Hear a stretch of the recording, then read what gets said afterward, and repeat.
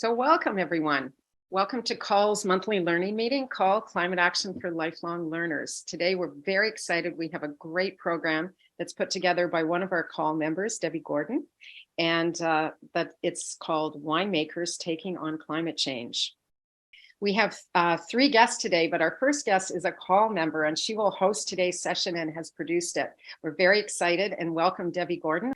Debbie is a certified sommelier and a Canadian wine scholar, so you can understand how she put together today's session. She will be interviewing live both Steve Matthiasson, of the co-founder of Matthiasson Wines in the Napa Valley, and Andrea Kaiser, who's the chair of Sustainable Winemaking Ontario.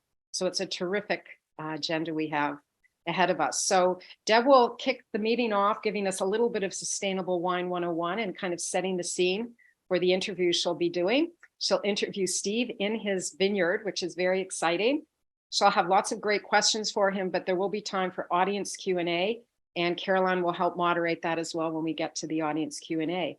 After that, we have a presentation and then an interview with Andrea Kaiser of SWO, and there will be time for some audience Q&A as well. And as usual, we'll wrap it up with an action of the day and some announcements and closing it off so we can all go to the after chat. So you're all welcome to stay with us after that. So I'd like to introduce Debbie.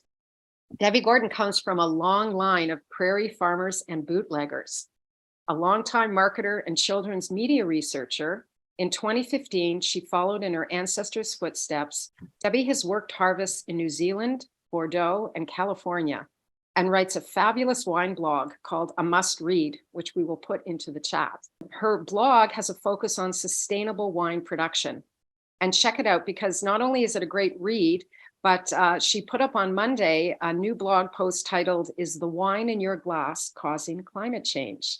So I'm sure you want to take a look at it, and turning it over now to Debbie. Welcome.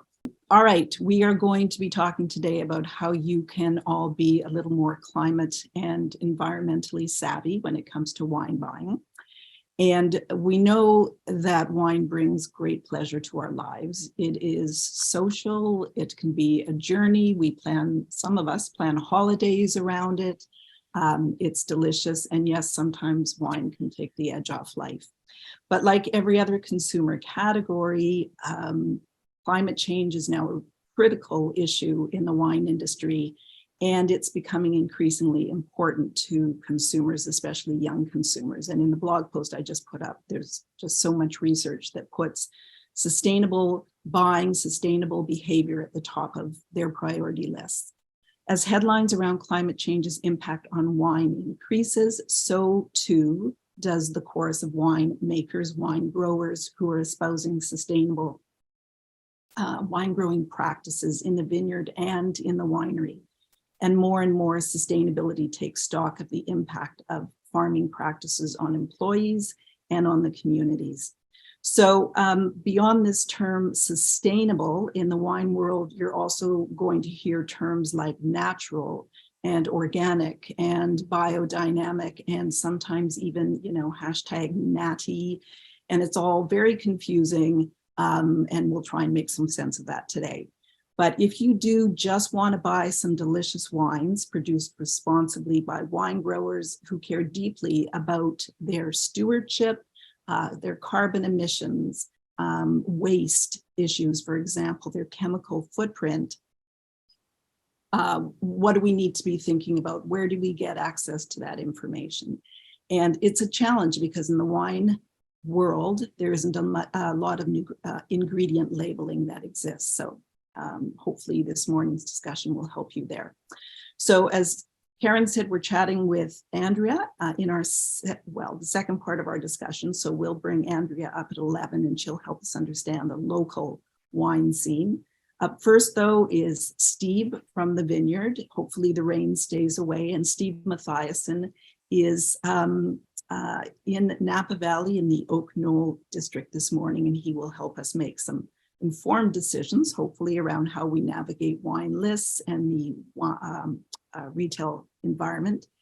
Steve has been nominated 6 times for the James Beard Wine Award, and he's been the San Francisco Chronicle and Food and Wine Magazine Winemaker of the Year.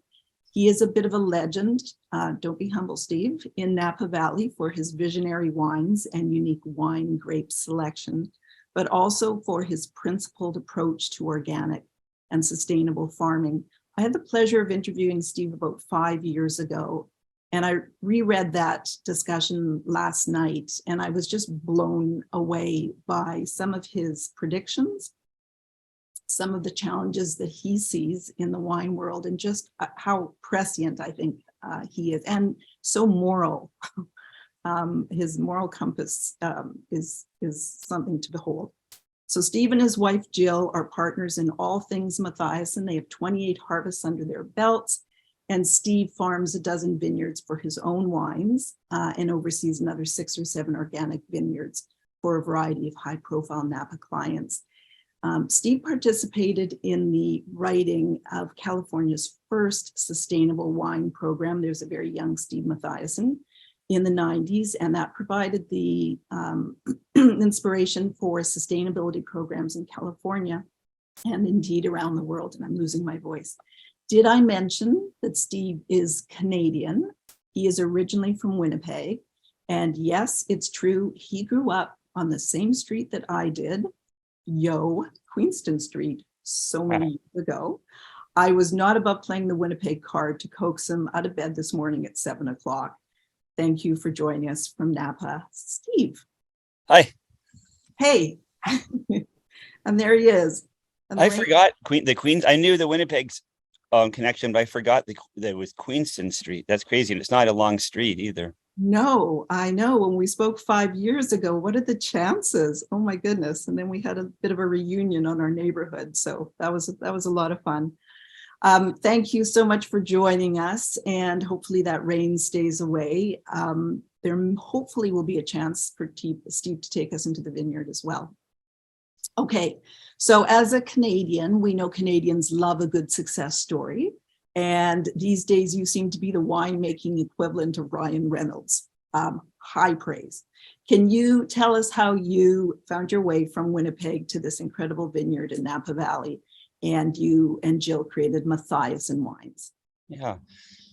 Well, so I had my aunt and uncle were north of Winnipeg on a wheat farm, sort of like I'm Icelandic Canadian, and they were in the Gimli area, but northwest, and so I used to love going there and visiting and just being on the farm. And I spent a summer there when I was young, and so I just sort of said, "Is what I want to do." My parents were university professors, anthropology in Winnipeg, one at the University of Winnipeg, one at the University of Manitoba. So we weren't farming, but my dad had grown up with it. The other part of the family is just over the border in North Dakota. And so that's where he grew up, that between there and Winnipeg. And so I just had this, and I just loved, I'm also a person that needs to be outside and needs a lot of, nowadays we call it ADHD. When I was a kid, they called it, the kid squirms and needs to go outside and play.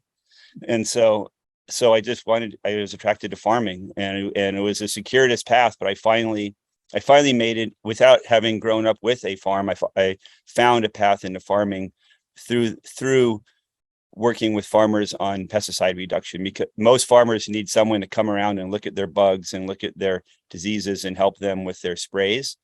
And especially people that are converting to organic because it's new for them. And so I got a job working for a consulting company as their bug man. And that's how I got started. And then I'd talk to them about their bugs, and then they'd tell me about everything else they're doing. And I was agnostic in terms of what type of agriculture, but I had gone to college in California, and I got an internship working for a vineyard company. So I was already a home beer brewer in college. And so it was like, I hit the lottery and switched over to being a home winemaker. There's so much going on in vineyards, as you know, in California. Vineyards are unique in farming, and that we have a bigger profit margin. And so the ability to do a lot of different things and try things. And so that was initially just really exciting because I was planning on having a career in sustainability. And then, I never saw that 30 years later, I was going to be, sitting at our own winery in Napa, but, that's how, it was a long path, but that's how it got started. Right. And why are your wines so celebrated? I mean, you've won so many awards. New York Times wine critic recently put your wines in the top 6 wines in the world in terms of innovation and inspiration. What makes them so celebrated, Steve? And just so you know, Yeah. that Thank will you. be our celebration post Zoom. I think that because we had this radical idea of making wines that we wanted to drink. Yeah. And it sounds so like, how is that not the case? But my wife also was working in sustainable agriculture, working for a nonprofit that was focused on family farmers and local food. And so we were very idealistic about diet and about eating seasonally, lots of local vegetables, eating fresh, gathering around the table. And we knew that world. When we started our wine business, we didn't know the wine business. We had no clue how wine is sold, the distribution system, the power of the critics. And so we naively entered it thinking that if we made wine that fit in with our ethos of fresh seasonal produce, and that's how we think of our wine. Our wine tastes like fresh grapes. That's the goal. It's no different for us than like blackberry jam that tastes like fresh picked blackberries. Blackberry jam that you'd buy at a farm stand. That's the goal. And initially, it was very difficult to sell the wine, but it did stand out, and some people like Eric Asimov really resonated, and they started writing about it, and so our naivete going into the business really ended up being our defining feature, because we didn't make the wine to a market. We had no focus groups. We had no understanding of what sold. We just did what we wanted to do and got lucky that it resonated.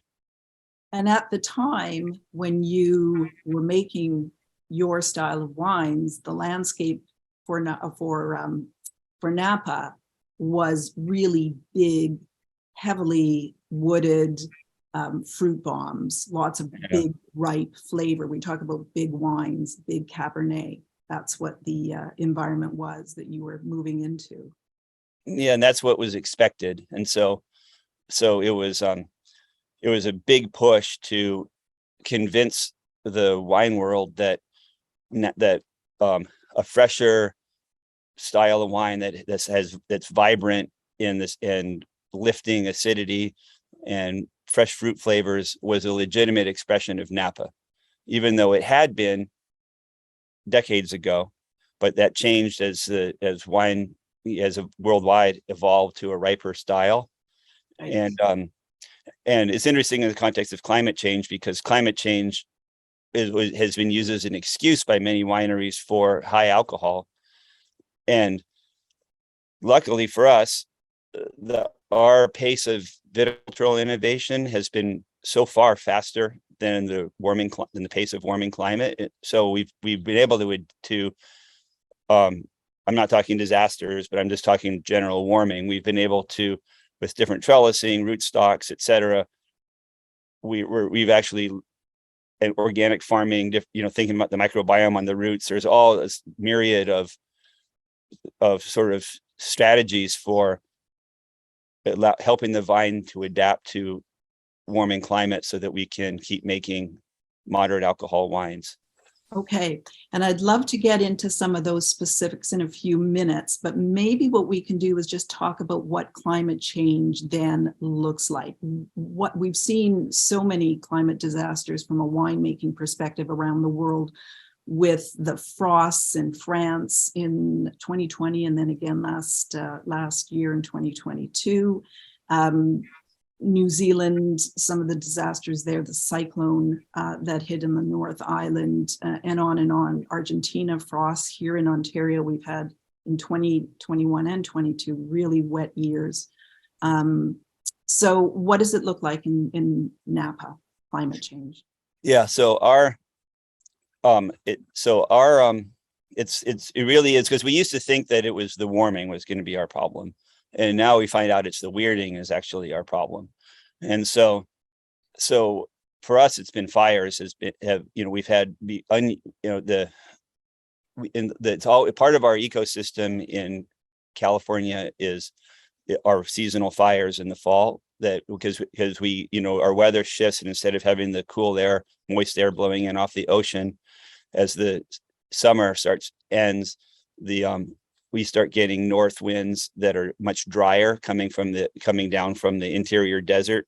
Because if you think about where California is, if you just go east, get over the mountains, you're in Nevada, which is hot and dry. And so, but we don't experience that climate normally. It comes in, we have steady winds off the ocean that breaks down late season, and we get winds from the northeast that are very dry and very warm. So our humidity goes from, like, let's say 60% down to like 10 or 15%. And then if there's a spark, boom, it's a giant fire. So that's part of our natural ecosystem, and that's nothing new. And the indigenous people here manage that, but they manage that. They knew they would burn at different times, and I've talked to some indigenous people about just this really complex fire management strategies that they had to avoid these devastating fires. They do prescribed burns at different times of the year, and they really manage that really closely. And we're not doing that, but it's a separate problem. But what's happening is it's hotter and drier and windier than it used to be. So instead of a fire burning, let's say 1,000 acres, it's burning 10,000 acres. And so the scale it's our natural system, but the scale is greater. Yeah. And that's one of the things that we see, like in other regard, like the drought. We have a natural rhythm of droughts and rain in California. And Steinbeck, when he wrote 100 years ago, California has 10 years of rain and 10 years of drought, and during the rain they forget about the drought, and during the drought they forget about the rain. That was how we started east of Eden. And so that's normal as well, but the drought's bigger. So we get these more rain on the rainy years and more drought on the drought years. And that's, again, it's these extremes that we're seeing in California. And so it's a wild ride. It's turning into a wild ride. Yeah, for sure. Okay. Not to mention a month of atmospheric rivers that you had in January. Want to talk about, that was a bit of a blessing, wasn't it? We were happy for that. Rain, climate always has winners and losers. So some people flooded or had too much snow, but you won't find a vineyard person who isn't ecstatic about the rain. Luckily, grapevines don't mind being in saturated water conditions in the winter. They're adapted to that. And so even if you can have 5 feet of water in a vineyard, the vines are just fine as long as it's in the winter, which is when our rains come. And so it really helped replenish the groundwater, filled people's ponds. The vines are growing great this year, taking advantage of all that water. So it was such a relief. People always ask me, they say, as a farmer, aren't you, isn't it stressful, being a farmer? And my stock answer for years was, the people are stressful, but nature is not stressful. There's no agenda. That's where I go to for my peace and solace. Right. The last couple of years of drought finally started freaking me out. Like, if this continues, we're in, big, deep trouble. And it was very emotional reaction to getting all this rain this winter. It was just like, it saved us. We got enough rain this year. Even if we get back in a drought, this will get us for the next few years. We're in really, really good shape right now. And the aquifers are full, thankfully. And filling. Yeah, we would need 5 years in a row of this massive rain probably to really replenish the aquifers. But it sure is nice to have the aquifers coming up instead of down. Right. Great. And one of the images that Karen had played when I was introducing you showed, and I stole this from your Facebook, was the Isel vineyard. Oh, yeah. from above, which is one of the great vineyards of Napa. And you see this little sea of green with all of this burnt brush around it, which is so tragic, but also incredibly hopeful. Are there many of those scenes still around Napa? Yeah, well, luckily, luckily vineyards don't really burn, and that's what we've learned so much about fire in the last since 2017. I mean, in 2008 was the first fire that had significant smoke taint in the wine. So what happens, for everyone to understand, is that the vineyards don't burn. The smoke contaminates the grapes, and it causes the wine tastes like a wet ashtray. And so obviously that's not good. And so, but vines are these amazing plants that are adapted to living in forests. And so we've learned that the vineyards become these little oases, and they were really, really cool as natural fire breaks, actually. But it's there was still a lot of tragedy. There were a few wineries that burned down, a lot of houses.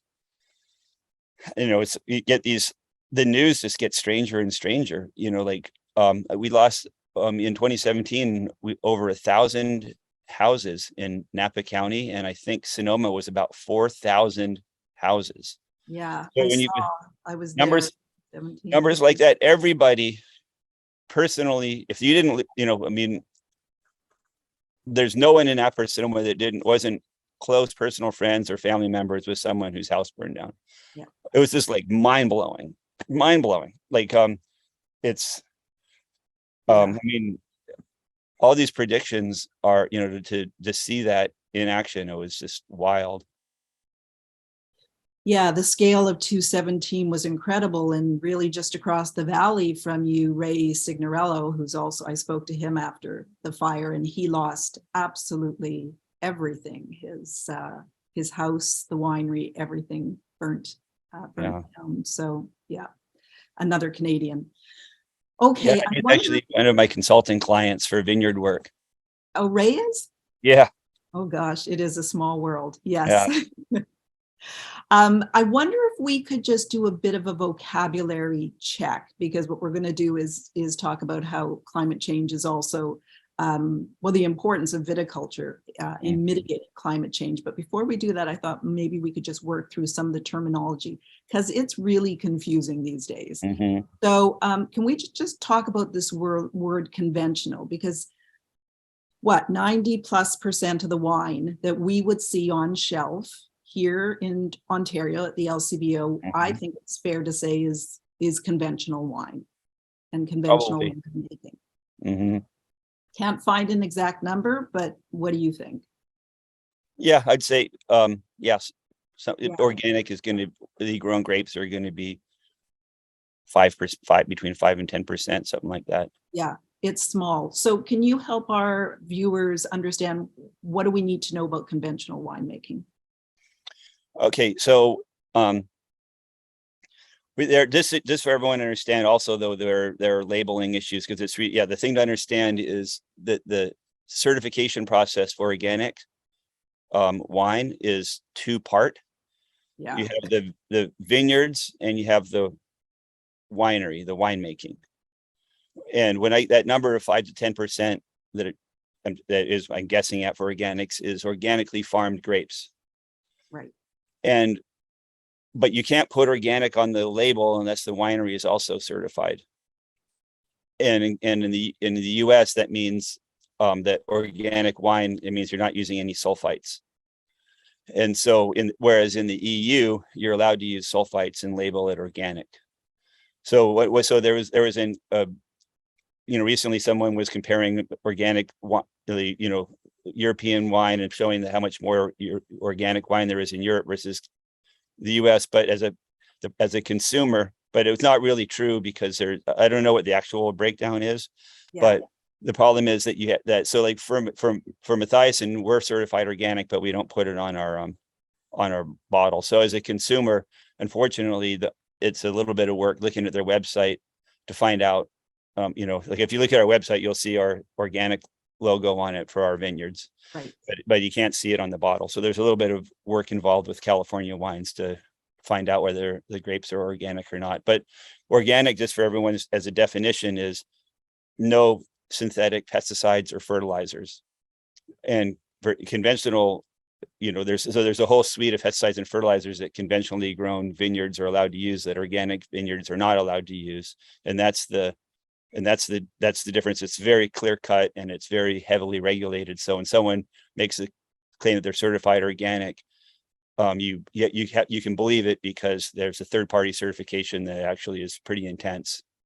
Right. And it's pesticides and it's fungicides and it's herbicides and it's really all of the above, in addition to, as you say, the fertilizers. So it's really the full suite. All of the sides. All the sides and chemical treatments. Okay, and so that's organic. And then biodynamic, we talk a lot about biodynamic. What do our listeners need to know about biodynamic? Okay, so biodynamic is the same philosophical tradition as Waldorf schools. Mm-hmm. So Rudolf Steiner. So that's a additional, I'm going to just say it's additional belief system in which they're looking at the phases of the moon, and they're thinking about energy flow and cosmic rays and a lot of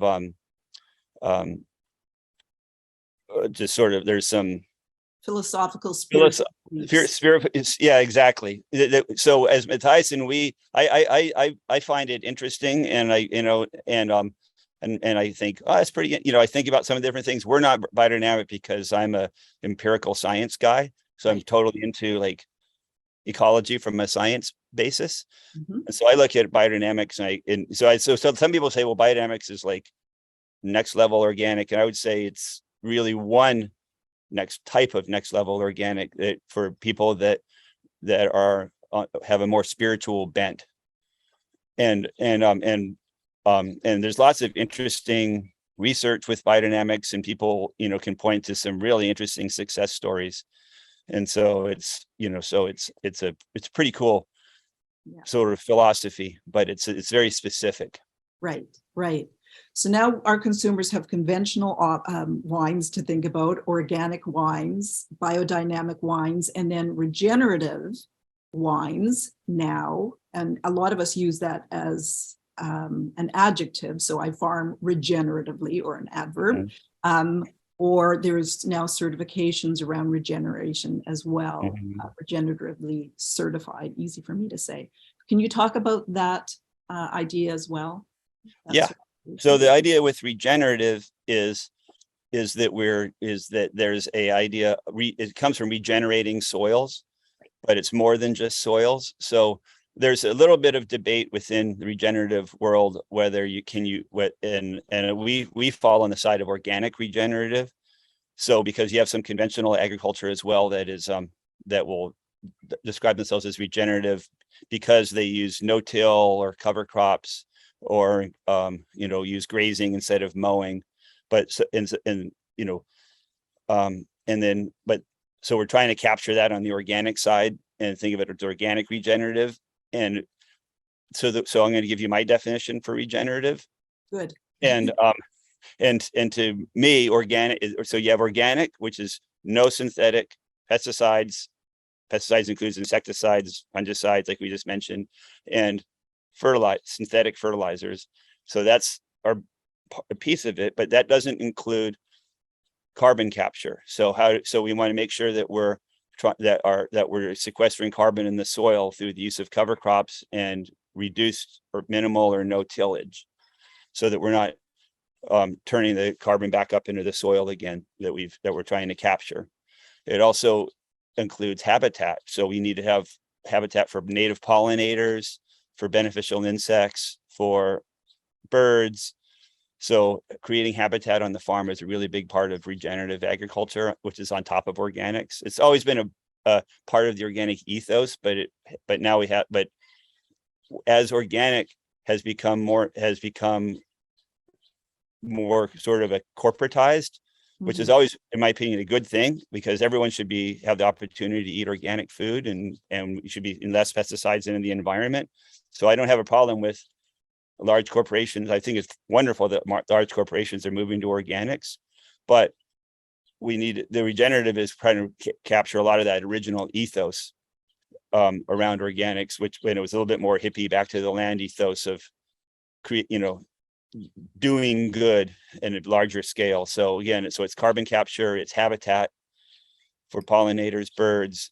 There's a human component as part of regenerative organics, which is, so more in terms of your vineyard crew, fair pay, the same health benefits as other employees, opportunities for advancement, participation in an understanding of the greater business and being included in the team. So there's trying to get above and beyond basic labor law and really thinking about equity with your vineyard crews. Right. And then thinking about carbon use in terms of diesel use, how are we minimizing tractor passes, changing fuels, or less, like thinking about where's our electric source? Are you using renewable power? So those are kind of the bigger regenerative agriculture ideas that, so we're really into that here as our next push. Right. Are you looking at trying to get a certification? Because just so everyone knows, that's new. I think at this point, there's only 4 vineyards that have been certified, but there just seems to be this massive, which is so encouraging, this massive movement now to actually tracking carbon in our soils. Mm-hmm. Yeah. So Talbot Creek was the first vineyard to become certified regenerative organic. So, which was amazing. We looked at it and we spent about 6 months working on it, and we realized that we're the small size of our business, we needed to get a little bit more developed because there was a lot of how are we, it's very complicated. How do you certify, for example, the social equity component in your, we don't have fair trade in the US, for example, so that has to be built. And we realized we need to wait for it to get a little bit more mature before we plug back in for the certification, because Jill, my wife, was starting to pull her hair out with just a lot of meetings, because we want to be leaders, but on the other hand, there's only so much we can do. So we decided to step back for a moment on that one and just do the practices. Right. Okay. So that's regenerative. And let's just quickly talk about natural for a second, because natural wine is a really, really big deal, especially amongst young wine lovers and wine consumers. Yeah. So talk about that piece. Yeah. So I think that's very interesting and exciting and positive development in wine is the idea of natural wine. And I don't agree with necessarily all of the tenets of the definition, but I think it's really healthy and good for our industry. So the idea on natural wine is nothing added. In a nutshell, it's nothing added, nothing taken away. So it's sort of wine that is organically grown grapes. It should have, it doesn't have a certification or a firm definition, but I think the general consensus is that these tenets of regenerative agriculture I just described would be part of how the grapes are grown. And then the wine would be made with no additives, whether including sulfur, yeast, anything, or minimal amount of sulfur, and no filtration. And it's kind of a living product that, still has the yeast and bacteria in it. And just a whole nother suite of flavors that some of the stodgy wine community will say, well, these wines are totally screwed up. They have, if we can list the faults, they're unpredictable. But that's kind of what people love about natural wines is the surprise and the excitement and going along with the journey of the winemakers. And so with natural wines, you're gonna you don't really, and they do a lot of break a lot of rules. They might mix Cabernet and Chardonnay together in the same wine, or they mix fruit and grapes, other kind of fruits and grapes in the same wine. And so it's Yeah, I think of it as like punk rock in wine, basically. One That's a, take, lo-fi, one take, yeah. no rules. Oh my gosh, that's hilarious. What a great descriptor. And it is a really exciting segment just because of that polyculture, mixing apples and mixing herbs and grapes. And you're kind of doing a little bit of that as well with your peach orchard. You've Yeah, got, we definitely enjoy a lot of the, like, so we have peaches, and when it happened with the pandemic is we like to sell peaches to the restaurants, and the restaurants closed down, so we decided to use our peaches and make it and mix them with Chardonnay and make a sparkling wine. So yeah, it was really fun. It was a blast. yeah, I would love to. My mouth waters when I think about what that combination could be. Okay, just getting back to climate change, and we'll come back to sustainability because everything that you're talking about really are sustainable practices. But if we think about how climate change is impacting viticulture, what would you say, in your view, are the biggest challenges that you and the most urgent challenges that you think the wine industry needs to address at this point?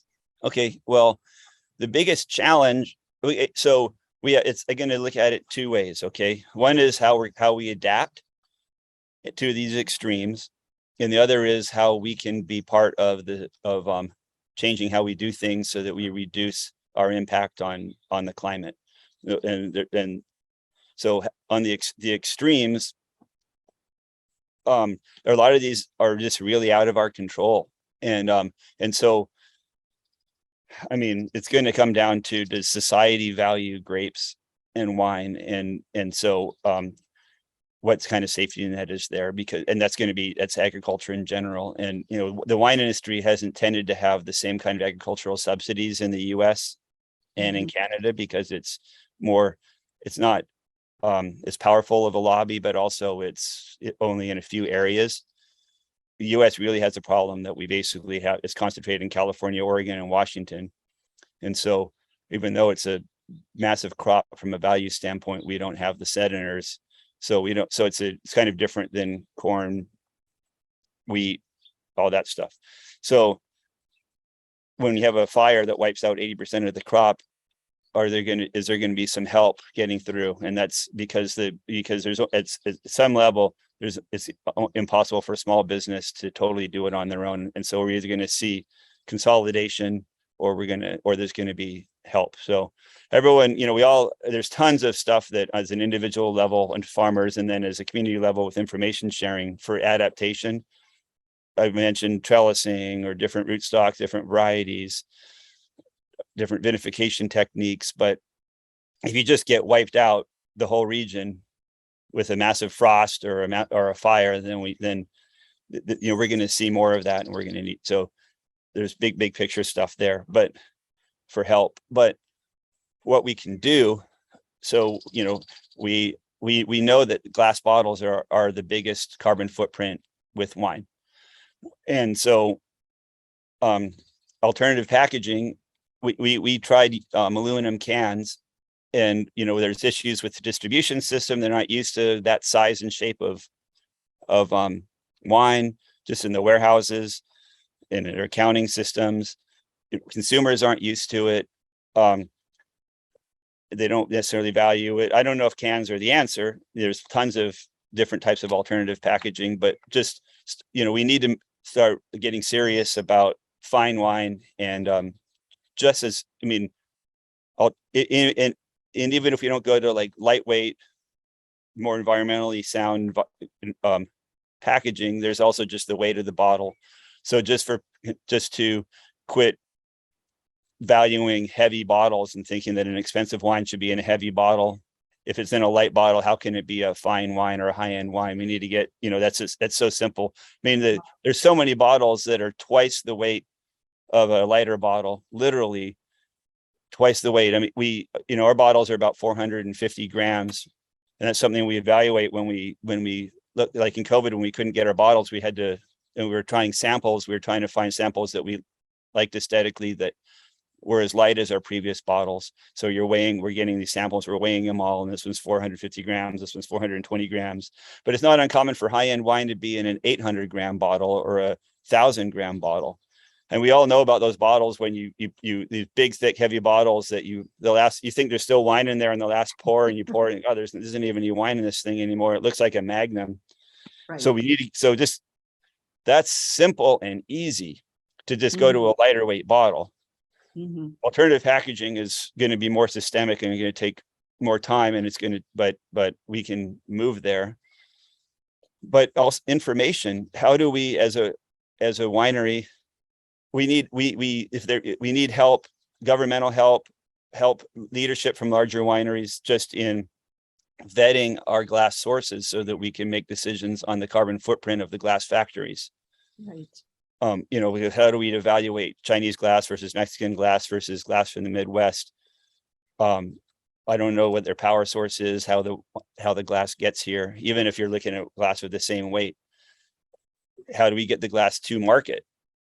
How is it shipped? And so these are all, there's so many areas where we can reduce our carbon footprint that don't even involve the farming, and a lot of them, if they're getting outside the box a little bit about this very traditional thing called wine, that part of what we love about wine is tradition, but we're going to have to open our mind a little bit on how the wine gets to our table, so we can have traditionally grown and made wine in a bottle that is maybe not as traditional.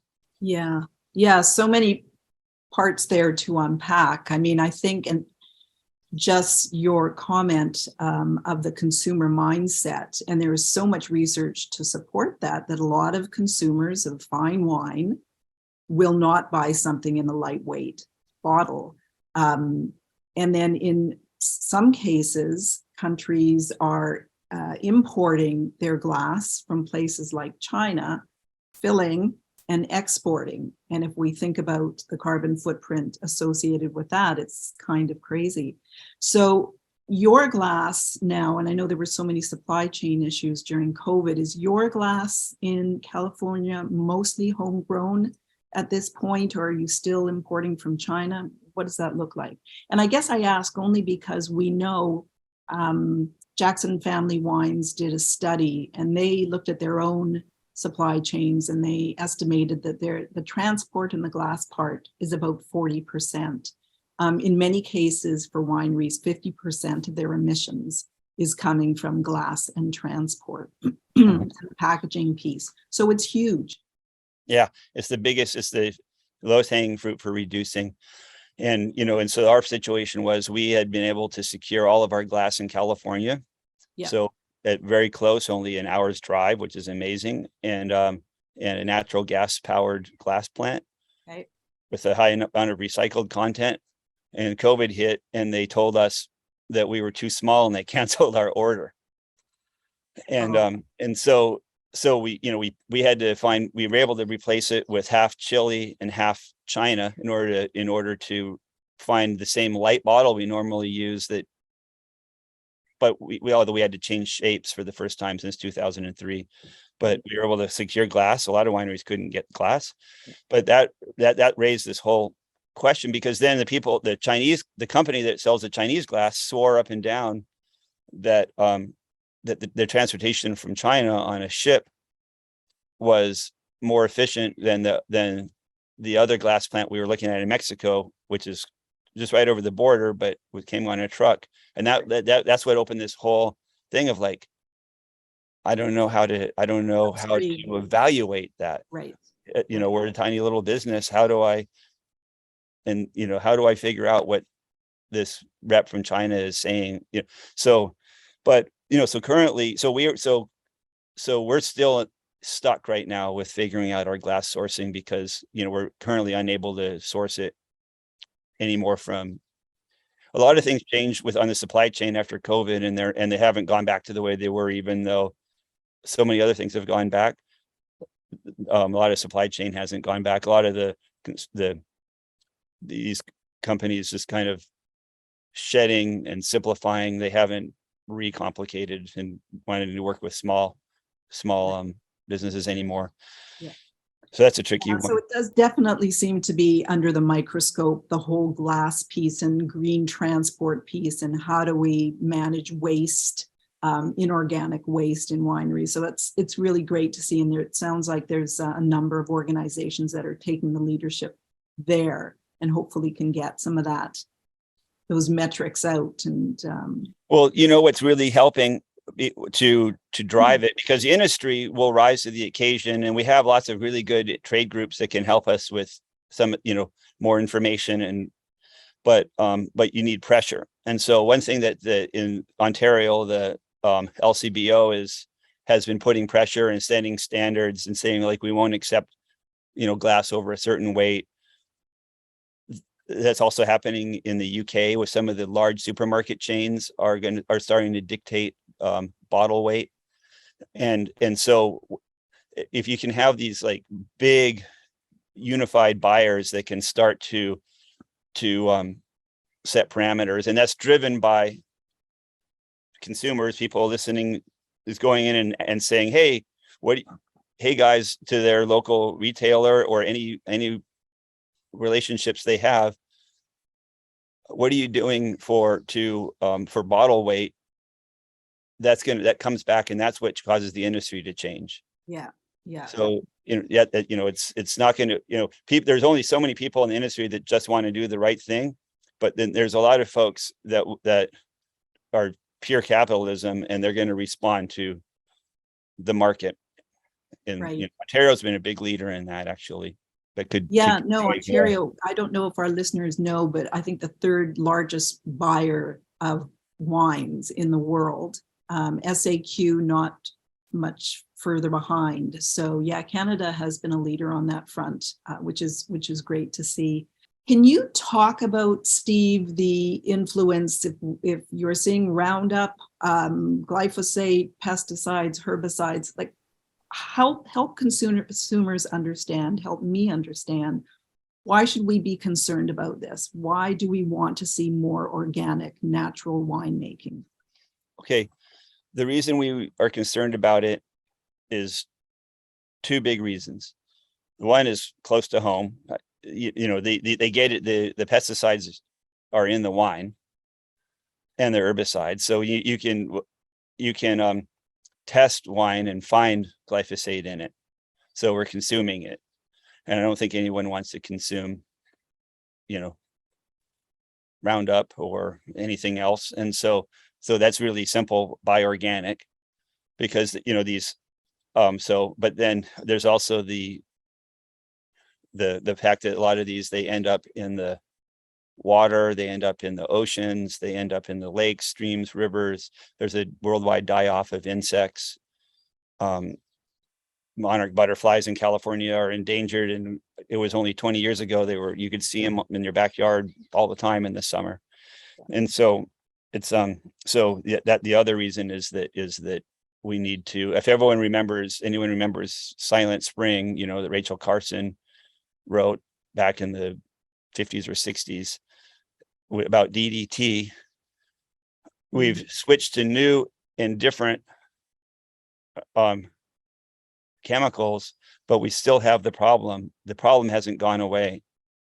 Mm-hmm. It's better than it was with DDT, but it's sort of getting bad again with a lot of these new pesticides. And I use pesticide as a general term that includes insecticides, herbicides, everything, fungicides. They are so active at such small amounts and they persist, and there's so much that we don't know about them, how they affect our, you know, endocrine mimics, which meaning that, you know, they change our metabolism. There's one of the very common fungicides, they're based on the DMI fungicides, which are the very common fungicides that pretty much any conventionally grown fruit is going to use. You know, they're implicated with obesity, because they change how insulin is processed in your body. I mean, they're originally a cholesterol drug that didn't pan out. You know, they're sterol synthesis inhibitors is the name of that class of fungicides. So we don't want, you know, so the reason we care about it is that we don't want that stuff around. We don't want it in the environment. We don't want it in our bodies. And so And they're And the also good thing is responsible. we can vote with our dollars on that one. Yeah, for sure. Sorry, and I cut you off, but yeah, absolutely. And is there a connection there? I mean, that's an obvious connection to biodiversity because we're killing the microbial life of the soil. But in terms of emissions as well and carbon, if you have a dead soil because you've layered on pesticides, are you also allowing all that great carbon that we want to keep in our soils to escape? What's the connection there? Okay, well, there's a couple different connections. One is that fertilizers, and is in particular, but also pesticides take power to make. Fertilizers take a lot of power to make, and so there's always there's an argument of like, well, less tractor use with using synthetic fertilizers, but it's like actually the power that caused to make those fertilizers is much greater than the diesel of running a tractor to you grow a cover crop and have green manure that you get your fertilizer naturally. A lot of the pesticides are also very power hungry.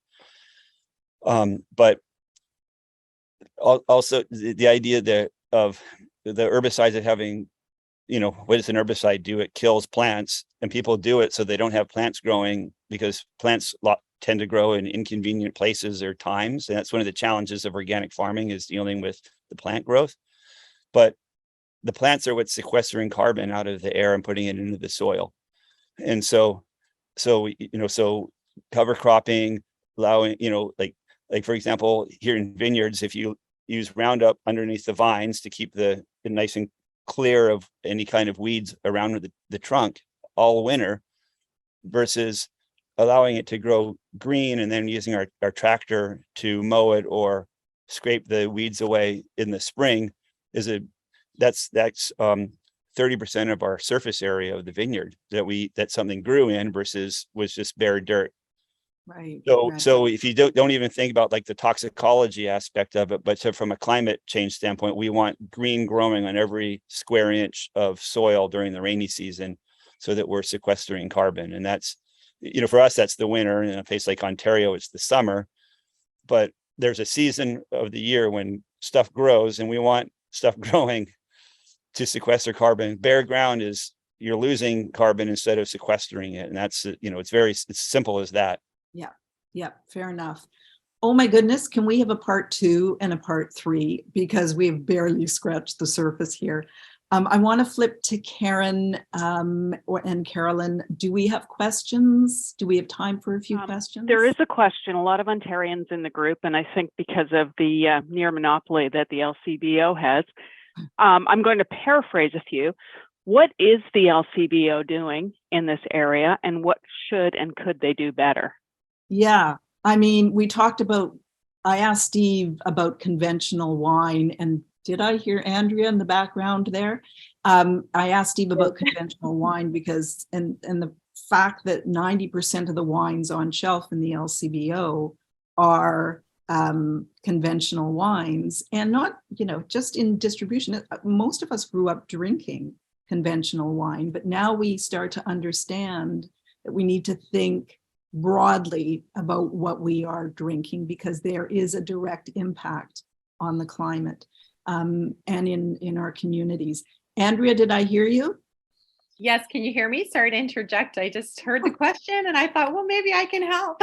Yes, as chair of Sustainable Wine Growing Ontario, jump in.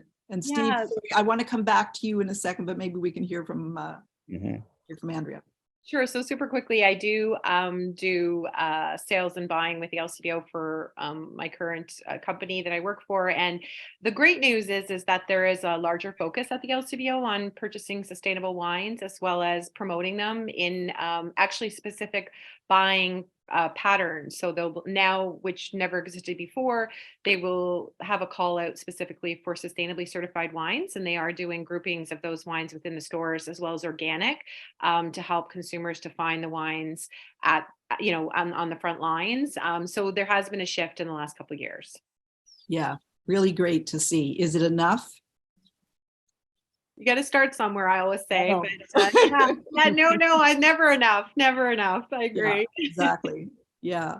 My blog post that I just wrote was I was in a store and there was this wonderful young woman who was trying to buy organic wine and there just wasn't any, and all the work was on her. She had to walk the aisles to find it, and she didn't know what organic wine or what natural wine was, and I was just like, oh my God, so much more work to be done. Yeah. But as you say, it's a start. Okay, Carolyn, anything else that we want to grab from that chat? No, there aren't any. Although we did, Denise said that the LCBO used to have a very good California organic wine, but they discontinued selling that 5 years ago. Okay.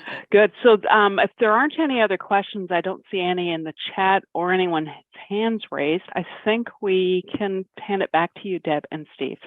Okay, thank you. And I'm not joking about a part 2, Steve. That was fabulous. There's just obviously so much to talk about, both when we think about climate change in terms of the agriculture and the viticulture. Yeah. And I think, and then of course in the winery, when we talk about packaging and transport and all of the other decisions around glass. And it has been interesting to see bag in a box. I know you talked about Tablas Creek earlier. They've introduced a bag in a box. They sold out. I think they've done 2 runs now. They just can't keep it on shelf for any length of time, because as consumers become more literate about these issues, they want to be part of the solution as well. And so that's really been an inspiring story. You said you looked at cans. Anything else? The other thing we're looking at that we're just experimenting with right now is there's a Dustin Wilson is a master sommelier that was in the Somm movie, and he started a company with some partners with making a ultra lightweight plastic PET plastic bottle. PET is the most recyclable of the plastics. Yep. That has a super thin glass coating over it that they're able to apply so that the wine is still perfectly in contact with glass and there's no oxygen transfer, but the bottle is like a quarter of the weight. Right. And so we're just right now they're in the design phase and we're doing experiments with them by just putting wine in it and seeing how it ages. Okay. And so that's really fun. So that, that was totally outside the box thing that, you can still get something that looks like a real wine bottle. It's still in glass, but it's ultra light and you can, but strong. So that was fun. And one thing I just wanted to mention on the going through the shelves is that part of the wine education is for consumers is a lot of people are scared to ask questions for some reason. They don't want it. It's embarrassing within the wine world if you don't know. And I'm a professional winemaker, and if I go to a restaurant, I usually have no clue what most of the wines are on the wine list, and so I ask the sommelier to please explain some of the wines, and here's what I like drinking, here's what my taste is, and give some examples. And for some reason, I'm comfortable saying that I don't know, but an average wine consumer doesn't want to say that they don't know. So it's perfectly, I just want to encourage you in a store, you can go in there and you can say to the person with this baffling array of wines, here's what I like drinking, and I'd like to find something that is either certified sustainable or organic. And then can you please guide me? And because the person in the store may have gone to the websites of some of his or her favorite producers and kind of knows that even though this one doesn't say anything on the bottle, I know that they're really into sustainable agriculture. And so anyway, so that's what I would encourage for education to keep. And then if enough people report that to the person in the store and it gets to their manager, then the next time that some wine rep from a large winery is there showing their wines to sell, they might say to them, what are you doing for sustainable? Because a lot of our customers are asking about that. Yeah. And that's how this thing's going to start to change.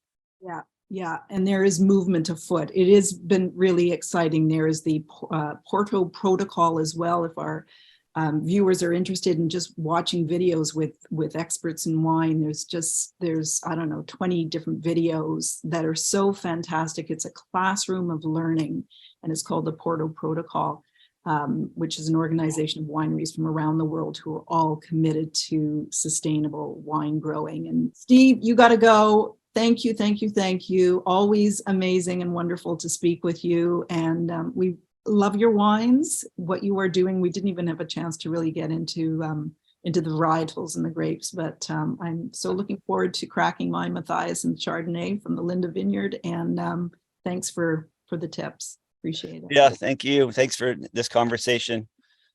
And so we're going to move forward together. So appreciate it. Yeah. Cheers. Sounds great. All right. Have All a right. good one. And Andrea, thank you so much for your patience. I'm going to do a quick introduction, and we didn't get a chance. Maybe we will in our after group discussion. We've got Andrea joining us, and we've shortchanged you a little bit on time. And as I mentioned, she is the chair of Sustainable Wine Growing Ontario. And she is from a very impressive line of winemakers. Her father was Andrea Kaiser, who was one of the co-founders of Inniskillin Wines and really a founding father of wine in Ontario. In addition to her role at Sustainable Wine Growing, Andrea works with Niagara-on-the-Lake, the wineries of Niagara-on-the-Lake, Ontario Craft Wineries. She is on the board for Tourism Niagara-on-the-Lake. She is also, as she mentioned, working in the wine industry at Rife Vineyards. And she is, of course, because it's in her blood, a winemaker as well. And she has a line of wines called Drea. So Andrea's going to take us through sustainable wine growing in Ontario, what it looks like, and what we need to be thinking about locally in terms of purchasing sustainably made wine. Andrea, thank you. Thank you so much for the lovely introduction. Very appreciated. You can all hear me okay? All good.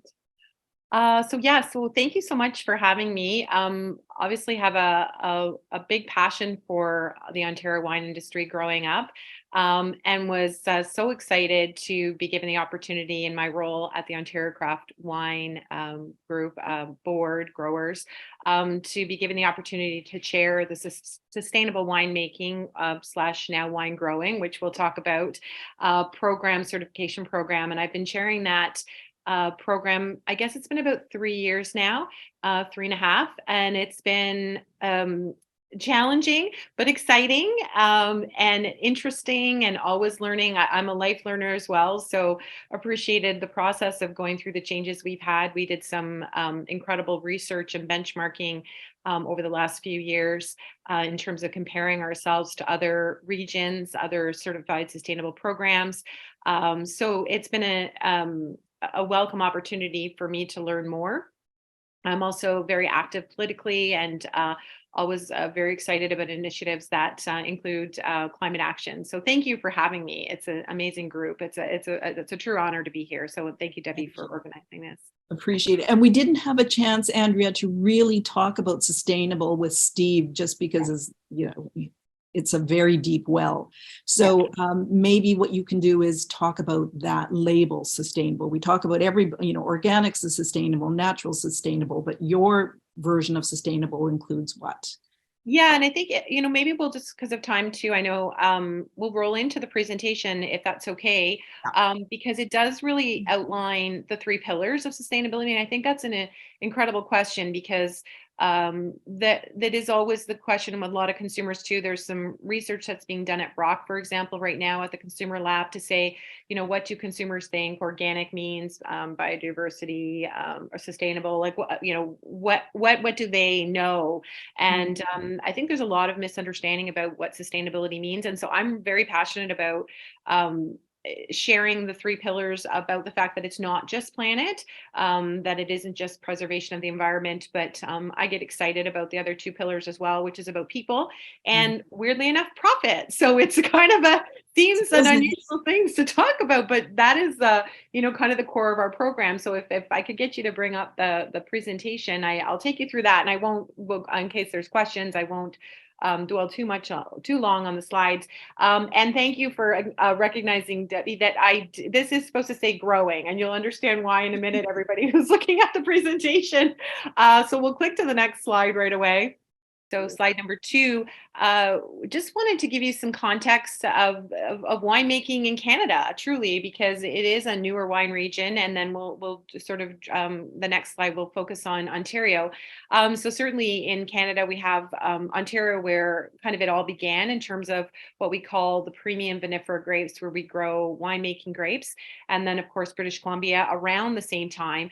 And then more recently, we've had Quebec and Halifax, which have been kind of dipping into wine production. Largely in those provinces, you tend to see more winter hardy varietals, but certainly it's fun to see the expansion of the industry into other parts. And it really does also tie into the conversation about climate change, because things are changing in our temperatures. And so it is potentially providing opportunity for new areas where we can grow different kind of grapes that maybe are a little bit more tender. And then the regions of Ontario. So looking to say, okay, where do we actually produce wines in Ontario? So in Ontario, we have 3 core areas that we produce wine in, which is Lake Erie North Shore, Niagara Peninsula, and Prince Edward County. So Niagara Peninsula / Lake Erie North Shore, really, again, kind of where it all began. Prince Edward County, a little newer in terms of grape growing for Ontario. But the program that I'm talking about does invite all growers from across Ontario to participate. And it is a complete, there's no requirements. So it really is the initiative of the wineries to decide to become involved and become certified. Niagara Peninsula, you can see sort of in the middle there, that is also what we call like a specialty crop area. So we also have a very particular part of Ontario where sort of some of the more tender varietals can be grown. So some of the warmest areas, so to speak, and a little bit on Lake Erie North Shore as well. Whereas in Prince Edward County, the winters are a little harsher. So you see different grapes being grown in that area. But certainly, I think it's interesting, and that conversation around climate change, that, there it is obviously a lot of stress and struggles that we're seeing, but for some areas, they may see benefits because they may see less harsh winters and be able to kind of push out into what they can grow. So just to tell you a little bit about the sustainable winemaking journey, it really did start for winemaking only in 2003, when the Ontario Craft Wineries embarked on really a charter to say, like, we care about the environment.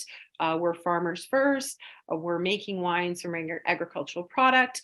And they wanted to identify an opportunity to really have a conversation around what I've put in here, qualitative, and we'll talk about that at the end of the presentation, about qualitative versus quantitative data for winemaking. And the overarching goal was to continually improve environmental performance, but it was a very loose program. There wasn't like a sort of, it was everybody just getting together in a room to say we are committed, and then it was a charter that sort of wineries signed off on. At that point, it was being developed alongside the Grape Growers of Ontario had a sustainable vineyard program. So it was kind of like 2 parallel programs. There was this charter, and then there was growers that were talking about sustainable vineyards. And so next slide, please. So it wasn't until 2017 that it became an accredited certified program. And in this case for us, it was really too as well that it was audited by an independent third party, which provided validation and also spoke to consumers. I think your point, Debbie, about people not knowing and trying to find things, and how do we like navigate when we're trying to purchase and to understand the kind of products we're looking for. So this became an important aspect of this program, where we started to develop a logo, to started to say and try and communicate that there was a level of surveys that went on, and that there were measurements being taken. There was an audit that was going on, and then we created our logo and our certified program at that time. Next slide. And essentially, I don't think any big surprises here, but to improve environmental performance, to continually improve the quality of winemaking and grape growing in environmentally responsible manner to address questions relevant. So starting to have conversations with colleagues, what are you doing? Like, how are you saving money? What are some of your best practices that are helping to improve your sustainability? And then, of course, to provide some accountability and to add value to the Ontario's VQA wine industry. And I think I'll just take a second too to just clarify when we look at that note about VQA, basically Vintners Quality Alliance VQA is a standard appellation system that was developed in, I think it was the early 90s. And it was to designate and say that if you buy a bottle of wine in Ontario and it says VQA, that you would know as a consumer that that was 100% local grapes. So even kind of VQA was, in a sense, that sort of first step into delving into the go local, right? And people wanting to look for local wines, purchase maybe a more sustainable product by nature of being from our community. And so that was really a core component and continues to be that only wines that are VQA can be submitted for certification in this program. So it's a really key factor. Yeah. Next slide. And so to your question, there are three tenants pillars that we go by in our charter: planet, so growing and winemaking practices that are sensitive to the environment; people, socially equitable and in safe environment for the community. And the one that I find it interesting because I'm a business person as well as a passionate, but it's interesting. I was involved with when the Greenbelt was legislated in Ontario. I was on municipal government at the time. And a big part of that conversation was that it was extremely important to not only preserve the lands, but make sure that there was some viability for growers in the long term, so that there could be a preservation of those lands, that they are sustainable economically, so farmers could pass them on generations. So something that consumers don't always think about, but it's a really important part of sustainability.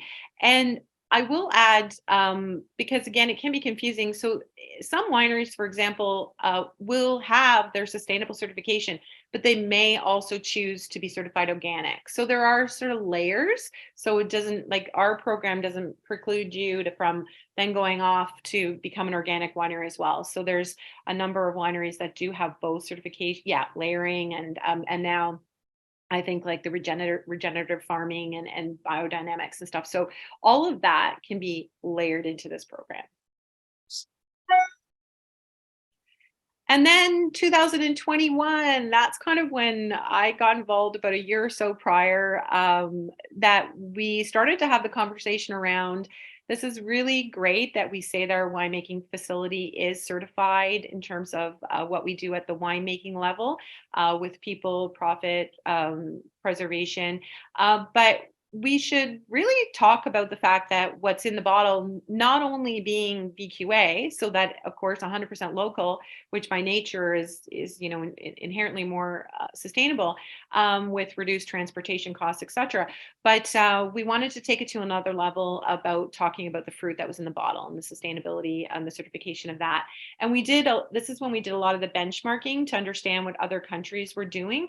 And there is a mix, like for example, in Napa, they have Napa Green, which is, you can get your winery certification and your vineyard certification, and then you have like two logos on the bottle. There's other programs in South Africa, actually, that is completely integrated. So it's vineyard to bottle and even includes the appellation system. So there's kind of like a whole bandwidth of variations of these kind of certification programs.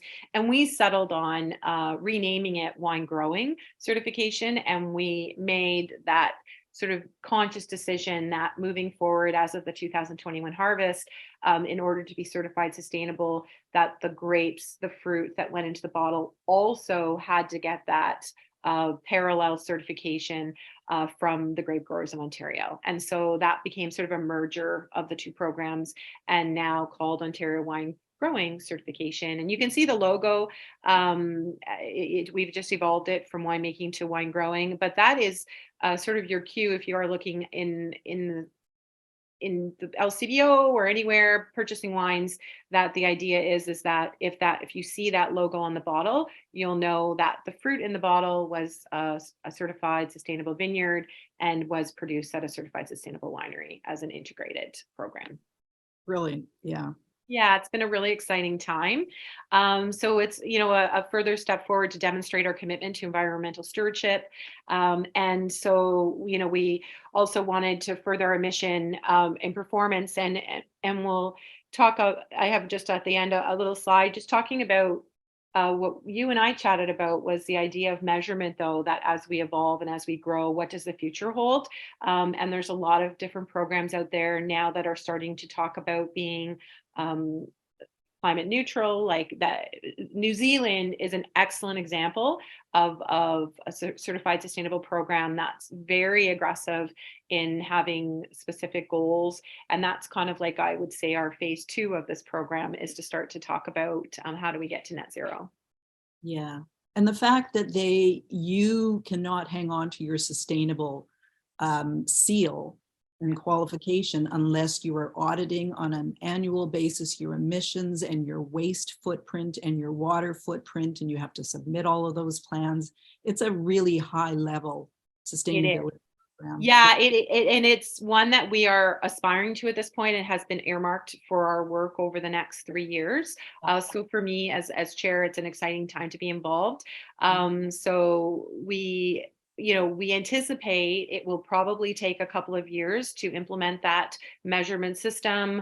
We're doing everything online, which is great. So we're growing that side of the program because we understand that that's where the program needs to be and where it needs to go. So it'll be a lot of work, but it'll be worth it.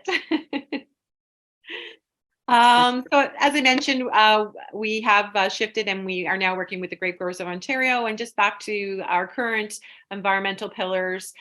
So we are auditing them on an annual basis of use and conservation of water, reduction in waste, but we have more work to do in terms of that reporting. And certainly, as I mentioned, the commitment to preserving local vineyards for generations over time so that they can be preserved. And I would say intuitively as an organization are very supportive of the Greenbelt legislation in Ontario because it does preserve these lands that do allow us to grow these tender grape varieties for wine production. And very specifically, we have specialty crop areas that, once they're gone, they can't come back. So we have to be very cognizant of that as Ontarians. Right. And then people, I think this is a conversation we're having more and more in terms of as an industry and as, globally about all industries, but as well in the wine industry specifically. And we are looking at within our surveys. So we sort of have 3 sections of the survey. The one is obviously environmental. We have another section on people and community. So not only are we looking at promoting diversity and social equity in the workplace, one of the other things we are focused on is being good neighbors. So I'm not sure if you've read, there's lots of different articles about how the impacts of tourism on the local community. We share very similar things in Niagara-on-the-Lake here, for example, that they have in Napa. I was just at a tourism meeting this morning with the Lord Mayor, and we do a lot of work as an industry to ensure that we are a good fit within the community, and that there's an opportunity to have livelihood, but also have quality of life for both businesses and residents. Yeah, I know an issue in Prince Edward County as well in a big way because Toronto flocks east. Yes, it's So, pluses and minuses for sure. And then, as I mentioned, the economic pillar. So certified wines, as I mentioned, do have to be VQA. So that means they are 100% Ontario, but also they have that extra layer of the vineyard certification. And then, we just obviously like to promote the fact that consumers remember that buying Ontario does, by sort of as nature, have that local sort of smaller carbon footprint, but that if you are looking for that additional investment by wine producers, you can look for this particular logo on the bottle. and on your website, Andrea, you have a list of growers and wineries that are sustainable. Yes. And I think you're going to put that in the chat box if anybody would like to learn more about the program, see who's involved. And it's always growing. And you and I chatted about, what why don't we maybe have more, or, how do we get everyone on board? I mean, New Zealand actually, again, is another, for me, that's kind of like the vision of where we want to go. I think like 90 or 95% of their, 5%. yeah, are certified. And so that's our vision for, we have some long-term goals and objectives with it. So it's good news. It's good news. Yeah. And then, as I mentioned, as an organization, as a certification program, we are looking at doing more quantitative data versus qualitative. So it's not that we want to forego the qualitative data, but to your point, we want to be more specific about our measurements and ensure that we are measuring and improving our outputs over time. So that's the work, as I mentioned, we'll be doing over the next 3 years. Perfect. Great. We also have been working on a guardianship program. So the idea that a lot of new wineries come in and they're new to the program, they're not exactly sure how other wineries are operating or some best practices. So it's like really a mentorship program from winery to winery, which is so we'll be launching that probably in about a year, where so maybe a more experienced winery will take on a partner or a leadership role with someone who's newer to the program to provide feedback and guide them through the process. Yeah. And then, of course, impacts. It's a big discussion, but so I mean, there's so many things to talk about, but I tried to put on sort of the 3 top conversations we're having as an industry right now. Which I know the earlier speaker spoke to it as well. I think it's Stephen. And extreme weather conditions and variations.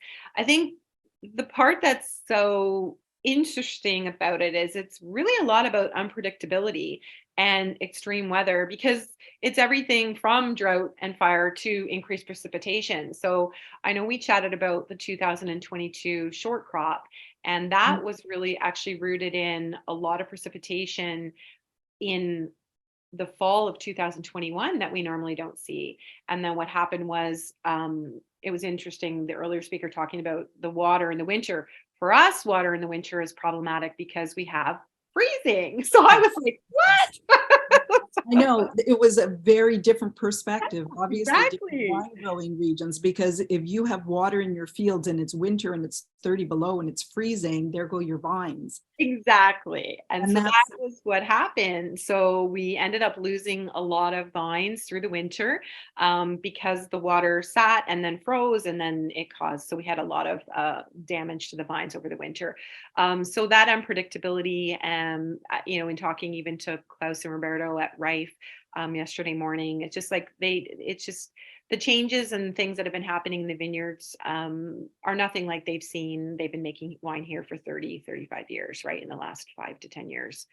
And that's probably an interesting way to wrap this, because it is about, Ontario and specifically Niagara has had a really rough last couple of years.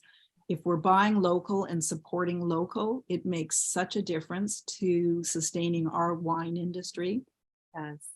And I'm just so pleased to see this program. There's no question, there are programs out there that don't have the muster. And I really love the fact that you were looking to quantify this relationship with your growers and producers, because it just keeps everything above board and transparent, which is just so increasingly important in this discussion. And we're out of time, I know. Yeah, we're actually over time, but I know we have a few questions in the chat, and we do have action of the day that's about buying local. So I'm wondering, Caroline, if we could just get to the couple of questions that we have. And I know Deb is staying with us in the after chat. I know, Andrea, you're very busy and Steve had to go, but I think people will want to keep talking about this, as obviously we've gone over time, but please join us in the after chat. Carolyn, do you want to just cover the couple of questions that are in the chat? I know Henry had his hand raised before. I think it's been so exciting that, we've gone over time, Deb. Thank you, Karen, and thank you, Andrea and Deb. There's a couple of questions. I'm going to save a few for the after chat for Deb, just in the interest of time. Henry, are you able to unmute and ask your question? We saw you had your hand up. Yeah, well, mine is it's somewhat embarrassing because I'm an infrequent wine drinker, and I'm constantly being chided by my friends who drink more often that I leave a bottle of wine for several days, and they say, "What are you doing? You can't have a wine bottle for more, you got to use it up in 2 or 3 days." Well, I have one of these gadgets which takes the air out, uh, but I'm wondering, are organic wines able to last longer, or am I just deluding myself and have to drink it up quicker? Well, we'll never tell you not to drink your wine quickly, but I'm not. I don't know if Deb's got anything to add, but I would suggest there wouldn't necessarily be a difference. If anything, if I had to sort of like, my gut instinct might say that organic wines actually might last less time, because they have no sulfites, so they are like that as a preservative to the wine. So I would suggest probably organic probably has to be consumed more quickly. That being said, if you do have a vacuum van system that's going to remove the air, you're in good shape with that. How long would they last? It's well, if you're pumping out the air, I guess you could probably get a week out of it. I mean, that again, it's a bit long, but I always joke it also depends on your palate. Truly, everyone's sensory perceptions are so different, like in terms of your tasting capability. So if someone puts a glass of corked wine in front of me, like I can just smell it like 10 feet away. There's no way I would drink that. But I actually don't even, so a wine becomes oxidized over time. I don't somehow notice oxidized wine, so I drink old wine all the time because it doesn't bother me. It's like I don't even taste it. And the So great thing about Ontario is we are considered a cool climate. So we have fantastic acidity, which Yes. serves as a great preservative in True. wine. So if we are buying local and supporting our industry, and with respect, Steve, because he's also, he's all about acidity. Your That is wine a will last longer. fantastic point. And that goes to the sweetness too, right? Like if you have an ice wine that's like 250 grams per liter, you can keep that actually for 6 weeks because the sugar acts as a natural preservative as well. So I'm glad you mentioned the acidity as well. Right. It's Thank you. complicated. Everything that we've talked about today is complicated. So I'll just move to the next question and stop us, Andrea, if this is too big a question to answer. But someone asked about what the industry is doing to support labor standards, better labor standards for foreign farm workers. Yeah, it is a big question. I mean, I serve on so this as a sort of a side note, I served as a municipal councillor for many years ago, and there was always lots of conversations around what the living quarters, et cetera, for people living here in our community overseas. And I'm also on the Niagara Regional Council. So I would say there's more conversations happening now regionally about that exact issue in terms of living conditions, for example, and farm. I'm trying to think of the right word, but like houses on farms. So there is a lot going on in terms of conversations around that. And that being said, I will say that what I've witnessed over the years, at least in Niagara, is there is a large support for migrant workers in terms of community outreach and welcoming and support. And we continue to do that as an industry and as residents. So I think it's only improving and growing as we become more aware, not only as a wine industry, but as global consumers, understanding that, like we talked about with sustainability, that community and people are just as important as environment. And so those are definitely conversations that continue to happen and that improvements are always being made. That's wonderful. Thank you. Last question is explaining the term 100% sustainably certified wine. What does that mean? So in our context of our program is that the grapes in the bottle went through a certification process through the Grape Growers of Ontario, that there are qualitative and some quantitative data being examined in terms of the farming practices, the sprays, that the minimal amount of sprays that are potentially being used. I mean, no one likes to talk about it, but at the end of the day, there is still a little bit of pest control that's going on, but it's being mindful of using it when only absolutely necessary and exploring opportunities for pest control that don't require those sorts of things. So we have pheromones and a lot of research going on at Vineland Research Station. So the grower has to be certified that their grapes have gone through this minimal intervention, let's call, as far as farming practices.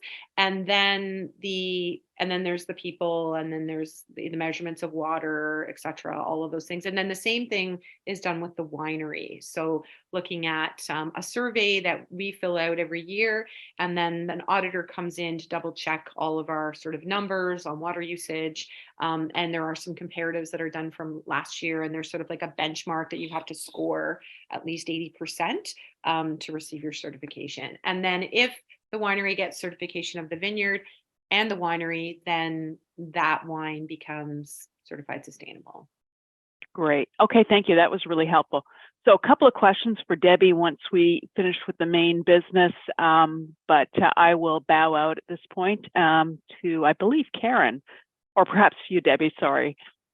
I just want to thank Andrea Thank you for joining us. Much appreciated. It's so important to know what we're doing here in Ontario to support our industry, recognize that, yeah, climate change is impacting our industry locally. And so one of the best things we can do is buy 100% sustainably certified wine. That's great. And I really do look forward to the quantification happening down the road, because I think it's about transparency, and it just makes all of us feel better about our purchases and really the bigger picture, which is just, keeping our planet healthy as much as possible. Yeah, and the nice part through this exercise too that I've gone through as chair, working and doing some benchmarking, it's been incredible how collegial and what a wine sort of global community we have of commitment. The information sharing that I've received from New Zealand, from Napa, all across the world, people, you've mentioned the Porto Protocol, everyone who's involved in this cares. And so they're like happy to share information. And so it's been an amazing experience. And I really appreciate the invitation to talk about it. Thank you for having me. Our pleasure. Thank you so much, Andrea. You're welcome. So nice to meet everybody. And I hope we get to talk again soon. Yeah, for sure. Yeah. Deb, I'm gonna ask you to take it away with the action of the day that you set up for us. Okay. Are you going to put it up? Yes, I'm going to put it up. Okay, I shared these with you a little while ago, so I'm going to read them and then I can elaborate. Choose sustainably produced wines. That seems pretty obvious based on our discussion today. We as consumers need to be thinking about the environmental impacts when we drink wine. And that's really been the siren call for Steve. And as I mentioned, I interviewed him 5 years ago. If you go on my blog, you can, and I'll share that link with Karen, you can find that interview. But I was just so blown away by his moral imperative that as wine growers, winemakers, that they have a critical responsibility to respect the land, be good stewards, think about biodiversity, and really support, as we just talked about a minute ago, the local community and your employees with fair wages. And Steve's been a real leader in the Napa community around that third pillar, or the second pillar, I guess, that Andrea talked about, which is people and treating them with respect and all the fair practices that go with that. So choose sustainably produced wines, drink local, VQA. It can be, really confusing if you're going into the LCBO. There are internationally, local wines, but they aren't VQA. They might have grapes that have been brought in from Chile and they're made locally, and that's a whole separate conversation, and that can be confusing. So if you are choosing to support local, go visit the wineries. If you buy directly from a winery, you are putting more money in their pocket. They will have a conversation with you. They will talk about their sustainability practices, and I think that's a wonderful thing. And take a wine course. Just this last weekend, or weekend before, I took a wine course with Grape Witches, which is all about natural winemaking. And it's a wonderful shop on Dundas, great retailer. And they have educational sessions happening all the time. And there's a real young vibe. And really, it is about sustainable wine drinking and doing right by the planet. So would definitely suggest them as a destination. We will put in the chat also how you can buy Steve Matthiasson's wines. He does not sell to the LCBO. That's his choice. He is a distributor here in Ontario, though, and in Toronto, and we will happily share that information. His wines are fabulous. He's won so many awards for his wine. We talked so much about sustainable practices, but we didn't really get a chance to talk about his wines. And they are quite delicious, and low alcohol and made responsibly. And so I think for all of us, that's important. Thank you so much, Deb. We've really gone over time. So what I thought is there was so much wonderful information, many questions, and we've still got a good crowd here. So I thought I can certainly talk about next month for 1 second, our next monthly learning meeting, but please everyone stay on so we can pick Debbie Gordon's brain some more. So please stay with us. I just want to go on to just a couple of announcements. Here we go. So we're very excited because in June, you may have seen us touting this. Bob McDonald, the host of CBC's Quirks and Quarks, has written a new book, The Future Is Now. He will be speaking to us about his latest book. It looks at how today's technologies can help solve the climate crisis. And a few of us know from experience, we've seen him present. He's a fantastic storyteller, science journalist, beloved personality in Canada, and it will be a fantastic meeting. Please note, this one is in the evening. It's on Wednesday, June 7th, and that's because he's in Victoria, so it will be around 4 o'clock his time. That will be a 7 p.m. start time, and obviously we'll be sending you information about it so you can register. Quickly, we have 3 wonderful interest group meetings this month. We didn't have them in April because we had our 2 Earth Day and Earth Week events. But we're back to our regular meetings of our interest groups. The individual action group is going to continue our discussion on sustainable fashion and on other topics, including our reactions to today. The climate advocacy group is going to continue their discussion on the clean energy transition. That's on Wednesday, May 17th. And the individual action was the week before, Tuesday, May 9th. And then the nature-based solutions group on Tuesday, May 30th at 10 a.m. is having a discussion on invasive plants in our gardens and ravines and their environmental impact, led by CALL's Janet Haynes-Graham. And she's an avid gardener, so please stay tuned for that. If you want to know how to get mailings from interest groups, you can get on our mailing list. And you can sign up to get on the mailing list. You'll get notices about our monthly learning meeting like today, but you can also sign up to follow one of the 3 interest groups we just talked about. And also stay tuned. We are working on the website. It will be ready sometime in June. Okay, also the other way to keep you up to date, and if you sign up just to go on the mailing list, you'll also get the newsletter. It's a great way to stay up to date with what we're doing in CALL, but there's tons of great other information about all kinds of climate advocacy and climate learning going on locally and around the world. So we can put a link to our main newsletter also in the chat. So let's get to our somewhat delayed after chat, but why don't we all stay and ask Deb some questions and be informal? And I feel like running and getting a glass of wine. I don't think I'm the only person that feels that way. Great. I'm going to chime in with the 2 questions that came up from the chat for Deb first. And after that, please raise your hand, raise your Zoom hands, probably the easiest, but if you can't raise your own hand, your physical hand. Deb, somebody asked if wine bag in the box or Tetra Paks affect the taste of wine.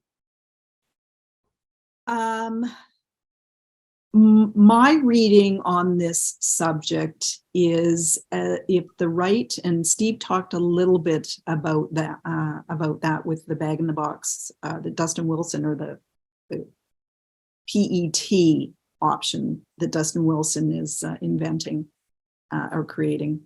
I wouldn't say significantly.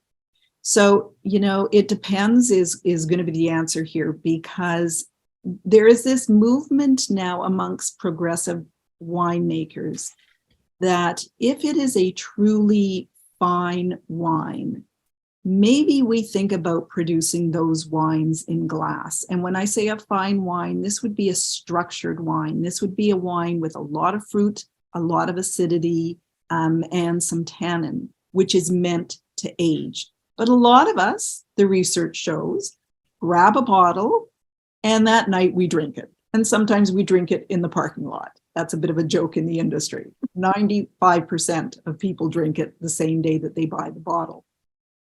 So there's no reason why that kind of wine couldn't go into bag in a box.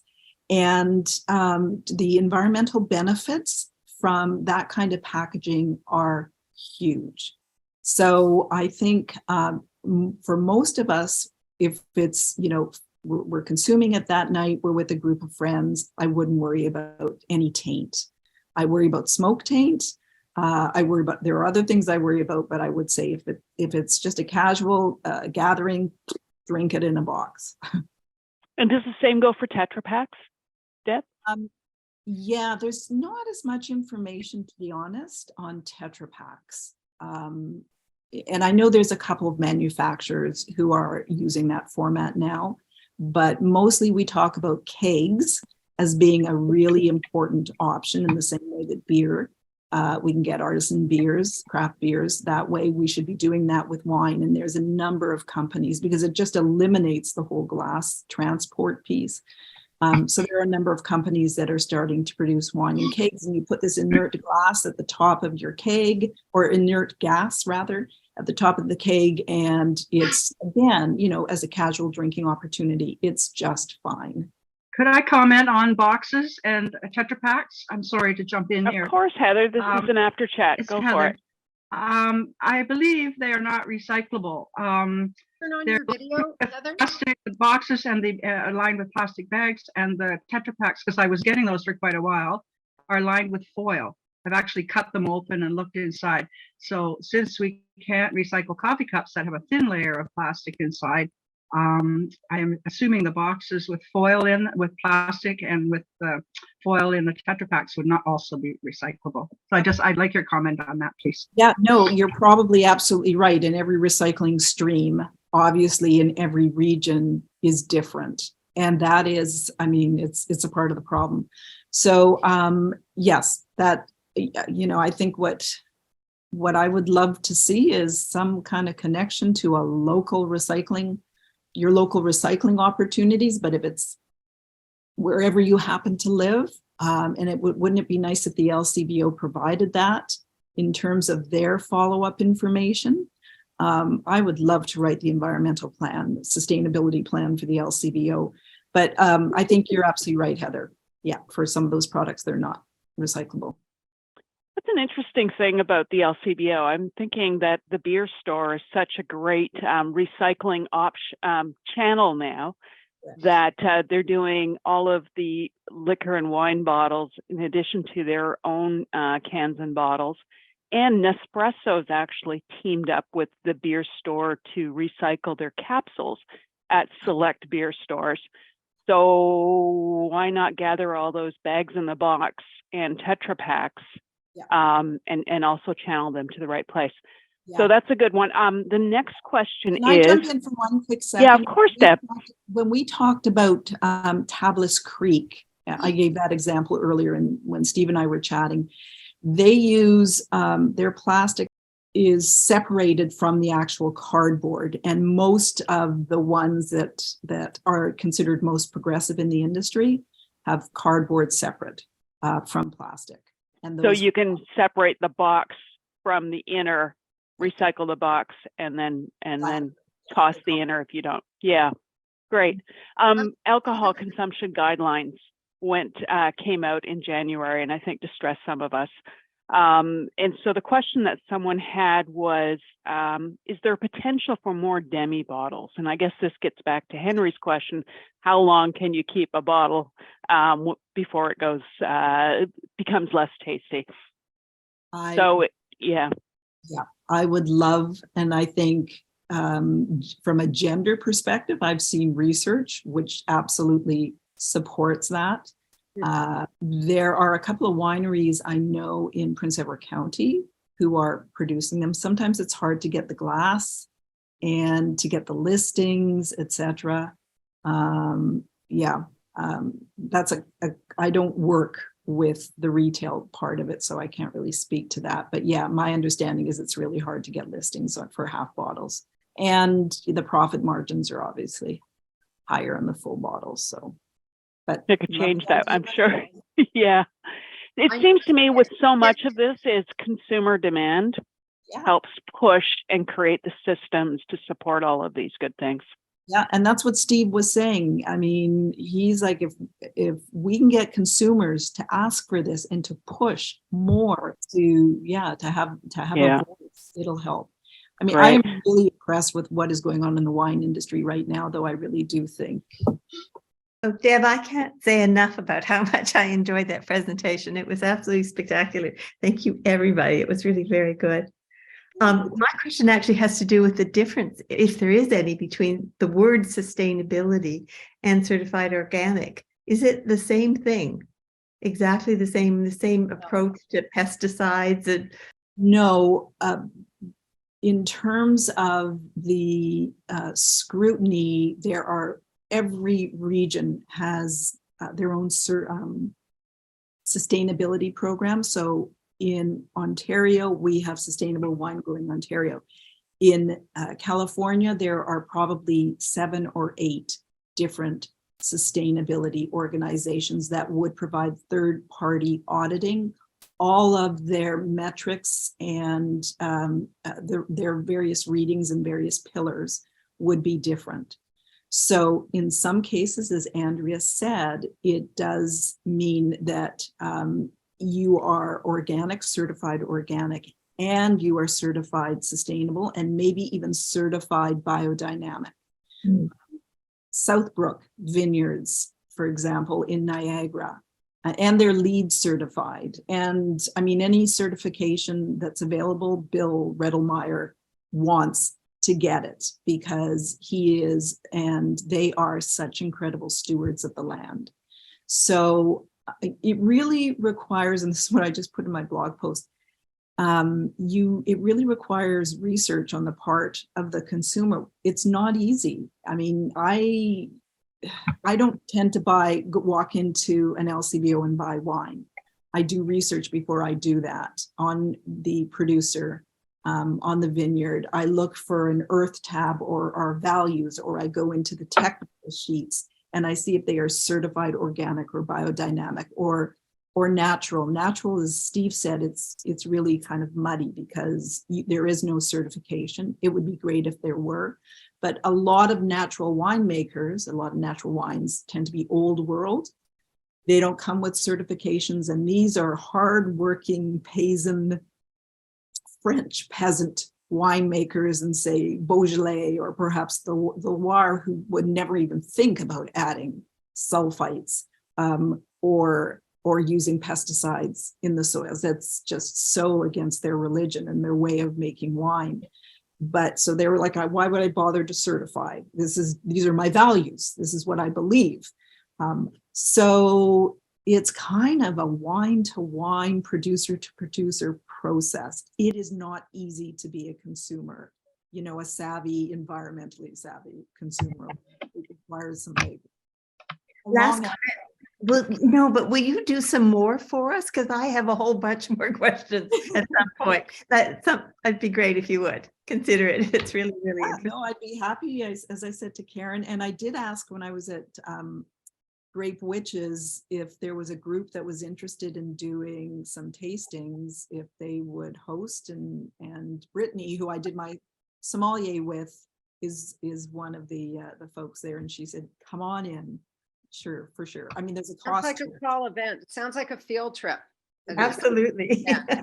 With a bunch of witches. I mean, come on. How fun would that be? Breaking the rules, these ladies are. I really, they're badasses. I said to Karen, am I allowed to use that? Because they all care desperately about doing what's right for the environment. That's great. Thanks, Jen. I can't thank you enough, Debbie, for all the work and your passion and for all the research you did. And if anyone knew how many people Debbie reached out to and all the vintners she knows and all the research she's done, and it was just phenomenal. It was phenomenal, Debbie, and we all benefited from it and will be able to share it. So from the Thank bottom of our call hearts, thank you. Thank you. Thank you. My pleasure. It's always fun to talk about wine, and it was great. I thought Andrea was great as well. Yeah, so maybe we can get out to Niagara and drink some of her wine too. Thanks for Okay. having me and having us, and it was fun. And have a great afternoon, everyone. We can think about sustainable wine and kind of be in that place between doing the right thing and enjoying ourselves.